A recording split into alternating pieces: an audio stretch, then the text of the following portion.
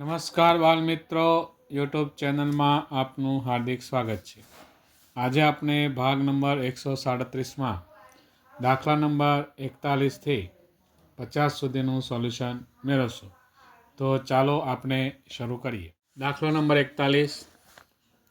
આલેખપત્રમાં એક ખાનાનું માપ સેન્ટીમીટરમાં છે તો તેનું ક્ષેત્રફળ ખાલી જગ્યામાં લખાય. તો આગળ પણ આપણે એકમની વાત કરેલી કે કોઈ પણ આપણું ક્ષેત્રફળ શોધીએ ત્યારે એનો એકમ આપણે જોઈએ. અહીંયા સેન્ટીમીટર હોય તો ચોરસ સેમી, મીટર હોય તો ચોરસ મીટર અને કિલોમીટર હોય તો ચોરસ કિલોમીટર, એવી રીતે આપણે લખીએ છીએ. તો આપેલ દાખલામાં અહીંયા ખાનાનું માપ સેન્ટીમીટરમાં છે, તેથી આપણે તેનું માપ જે છે તે ચોરસ સેન્ટીમીટરમાં લખાશે. એટલે કે ઓપ્શન નંબર બી એ આપણો સાચો જવાબ આવશે. ત્યારબાદ દાખલો નંબર 42. નીચેનામાંથી કોના પગલાંનું ક્ષેત્રફળ વધારે થશે? તો અહીંયા નામ આપેલા છે હાથી, મરઘી, કૂતરો અને મનુષ્ય. તો આપણે ક્ષેત્રફળની બાબતમાં એ આપણને ખ્યાલ છે કે જે વધારે જગ્યા રોકે તેનું ક્ષેત્રફળ વધારે થાય.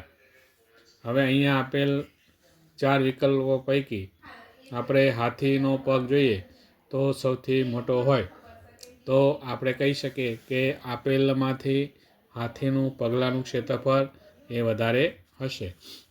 દાખલો નંબર 43. નીચેનામાંથી કયા વિકલ્પના વિધાનમાં પરિમિતિની ગણતરી કરવી પડશે?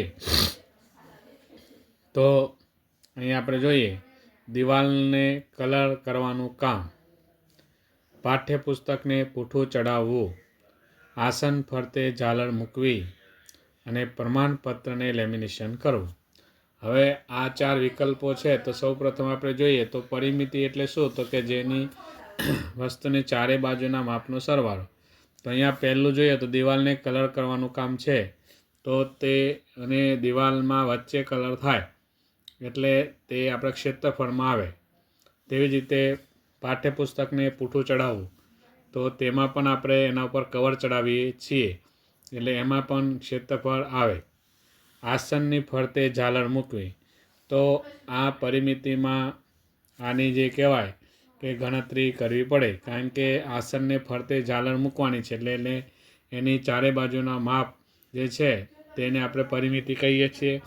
એટલે આસનની ફરતે ઝાલર મૂકવી તે વિકલ્પ આપણો સાચો રહેશે. ત્યારબાદ ડી વિકલ્પ છે પ્રમાણપત્રને લેમિનેશન કરવું, તો તેમાં પણ એક ક્ષેત્રફળ આવે એટલે આપણો ઓપ્શન નંબર સી એ આપણો સાચો જવાબ આવશે. દાખલો નંબર 44. પદાર્થે રોકેલી જગ્યાને શું કહે છે? તો હમણાં જ આપણે જોયું કે પદાર્થે રોકેલી જગ્યાને શું કહેવાય? તો આપણે જોઈએ તો ક્ષેત્રફળ, પરિમિતિ, ઘનફળ કે પરિઘ. તો પદાર્થ એટલે જેને લંબાઈ, પહોળાઈ અને ઊંચાઈ હોય એને આપણે કહીએ છીએ પદાર્થ. એટલે એને કદ, એટલે ઘનફળ એમાં આવે એ જગ્યાને આપણે ઘનફળ કહીએ છીએ. ત્યારબાદ દાખલો નંબર 45. જો કોઈ આકારનું ક્ષેત્રફળનો એકમ ચોરસ ફૂટ હોય તો તેની પહોળાઈનું માપ કયા એકમમાં મળશે? તો આગળ આપણે દાખલો જોયો તેવી જ રીતે આપણે જોઈએ તો તે પહોળાઈનું માપ પણ શેમાં આવશે? તો કે ફૂટમાં આવશે. અહીંયા જે એકમ આપેલો હોય તે પ્રમાણે જ આપણે એનું માપ એમાં આવે એટલે આપણો ઓપ્શન નંબર સી ફૂટ એ આપણો સાચો જવાબ આવશે. ત્યારબાદ દાખલો નંબર 46. 100 ચોરસ મીટર ક્ષેત્રફળ ધરાવતા મેદાનની પહોળાઈ 5 મીટર છે તો તેની લંબાઈ કેટલી થાય? તો આપણે આના માટે આગળ દાખલા ગણ્યા હતા તેવી રીતે દાખલો ગણીશું. તો આપણે લંબાઈ શોધવાની છે એટલે લંબચોરસનું ક્ષેત્રફળ બરાબર લંબાઈ ગુણ્યા પહોળાઈ. અહીંયા ક્ષેત્રફળ આપેલું છે 100 ચોરસ મીટર, એટલે 100 ચોરસ મીટર બરાબર લંબાઈ ગુણ્યા પહોળાઈ. એટલે પહોળાઈ અહીંયા 5 મીટર છે, લંબાઈ શોધવાની છે. હવે લંબાઈને આ સાઈડ લેશું અને 100 ને આ સાઈડ લેશે એટલે ગુણાકાર છે તો ભાગાકારમાં જશે 5 એટલે 20 × 50 100 એટલે એની લંબાઈ થશે 20 મીટર. એટલે અહીંયા 20 મીટર લંબાઈ, પહોળાઈ છે આપણી 5 મીટર, એટલે 20 × 50 100 એટલે ક્ષેત્રફળ 100 થઈ ગયું. એટલે આપણો ઓપ્શન નંબર જે કહેવાય કે અહીંયા મીટરમાં છે એટલે 20 મીટર આવે, કારણ કે અહીંયા 20 સેન્ટીમીટર પણ છે અને 20 મીટર પણ છે. હમણાં આગળ જોયું કે જે પ્રકારે રકમ આપેલી હોય એમાં જે એકમ હોય તે પ્રમાણે જ આપણે જવાબમાં આવે. તો અહીંયા ચોરસ મીટર છે એટલે આમાં પણ આપણે મીટરમાં જ એની લંબાઈ આવશે, એટલે 20 મીટર. એટલે ઓપ્શન નંબર બી આપણો સાચો જવાબ છે. દાખલો નંબર 47, નીચે આપેલ આકૃતિની હદ કેટલી થાય? તો અહીંયા આપણે જોઈએ તો અહીંયા આ હદ આની આપણે શોધવાની છે. તો આગળ આપણે જોયું કે એક ખાનું એટલે 1 ચોરસ સેમી લેશું આપણે. તો 1 2 3 4 5 6 7 8 9 10 11 12 13 14 15 16 17 18. તો એની પરિમિતિ એટલે હદ એટલે એની લંબાઈ અથવા તો પરિમિતિ. તો કેટલું થશે?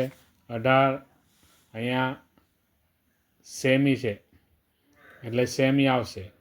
અહીંયા 18 ચોરસ સેમી છે ને 18 સેમી છે, તો 18 સેમી આવે. શા માટે? Option number B. અને આ શા માટે ના આવે? તો હંમેશા આપણે એક વસ્તુ યાદ રાખીએ કે પરિમિતિ હંમેશા સેન્ટીમીટર, મીટર અથવા તો કિલોમીટરમાં આવે, પરંતુ ક્ષેત્રફળ જે છે તે ચોરસ સેન્ટીમીટરમાં આવે, કારણ કે ચોરસનો એક ક્ષેત્રફળનો એકમ કયો છે? તો કે ચોરસ. એટલે આપણને જ્યારે કોઈ પરિમિતિ છે કે ક્ષેત્રફળ બંનેનો ભેદ પણ સમજવો હોય તો આના પરથી સમજી શકાય. જો ચોરસ સેમી આપેલા હોય તો એક ક્ષેત્રફળ ગણાય અને ખાલી સેન્ટીમીટર આપેલા હોય તો તેની પરિમિતિ ગણાય. એટલે આપણે અહીંયા ઓપ્શન નંબર બી 18 સેન્ટીમીટર જવાબ એ આપણો આવશે. બાદ દાખલો નંબર 48, જો કોઈ એક ચોરસની દરેક બાજુને બમણી કરવાથી તેની પરિમિતિ કેટલા ગણી થાય? તો આપણે સીધી વસ્તુ છે કે કોઈ પણ પરિમિતિ જે છે ચોરસની દરેક બાજુને બમણી કરવાથી તેની પરિમિતિ કેટલી થાય? તો ચોરસને કેટલી બાજુ હોય? તો કે 4 બાજુ હોય. તો ચોરસની પરિમિતિનું સૂત્ર થાય 4 × લંબાઈ, બરાબર. એટલે લંબાઈ 2 એટલે બમણા કરીએ તો શું થાય? તો કે એના ડબલ થાય, એટલે કે 2 ગણી એ આપણો જવાબ શું આવશે? તો એની 2 ગણી કરીએ તો એની પરિમિતિ કેટલા ગણી થાય? એટલે કે બમણી કરીએ તો 2 ગણી થાય. એટલે ઓપ્શન નંબર એ આપણો સાચો જવાબ આવશે. નંબર 49, 80 સેન્ટીમીટર લંબાઈના તારમાંથી 2 સેન્ટીમીટર લંબાઈવાળા કેટલા ચોરસ બનાવી શકાય? હવે એના માટે આપણે સૌ પ્રથમ એની પરિમિતિ અહીંયા આપેલી છે, તો એના પરથી આપણે જોઈએ તો કેટલા ચોરસ બનાવી શકાય. તો અહીંયા પરિમિતિ આપેલી છે, તો ચોરસની પરિમિતિ બરાબર 4 × લંબાઈ. હવે આપણે જોઈએ તો તારની લંબાઈ છે 2 મીટર, એટલે 4 × 2 = 8 સેન્ટીમીટર જે છે તે તારમાંથી 1 ચોરસ બને. તો આપણી પાસે કેટલા સેન્ટીમીટર તાર છે? તો 80 સેન્ટીમીટર. તો 8 સેન્ટીમીટરમાંથી 1 ચોરસ બને, તો 80 સેન્ટીમીટરમાંથી કેટલા? 80/8 કરીએ તો 10 ચોરસ બની શકે.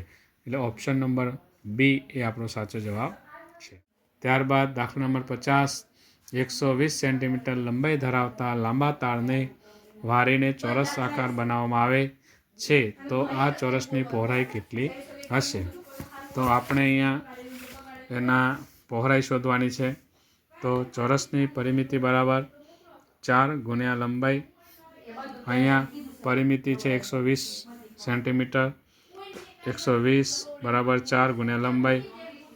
લંબાઈ આપણે આ બાજુ લઈએ તો 120/4 થશે, તો 30 સેન્ટીમીટર 30 ચોક 120 આ સેન્ટીમીટર જે છે તે એની જે કહેવાય એ લંબાઈ થશે. તો આપણો ઓપ્શન નંબર એ 30 સેન્ટીમીટર સાચો જવાબ. મિત્રો આજે આપણે ભાગ નંબર 137માં દાખલા નંબર 41થી 50નું સોલ્યુશન મેળવ્યું. હવે પછી ભાગ નંબર 138માં 51થી 59 સુધીના દાખલાનું સોલ્યુશન મેળવશું. નમસ્કાર.